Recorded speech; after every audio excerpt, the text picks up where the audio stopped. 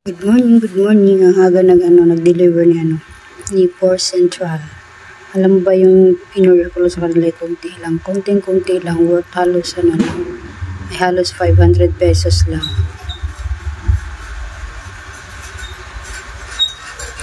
Yan, ipa-pricing natin habang nagkakapihan ko. Ayan po. Yan guys, ipa-pricing natin yung natin, Argentina. Ay, ang Argentina pa natin ay 37 na to. Tapos yung Bicol Express ay 30 pesos. And then yung Spanish ko ay 37 ang aking bintahan.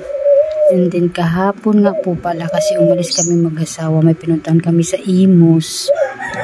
Dumating si GTI. Yung anak ko lang nandito. Ito yung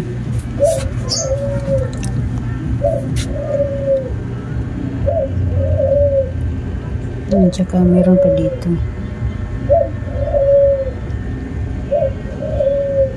Yan. Isang yung natin.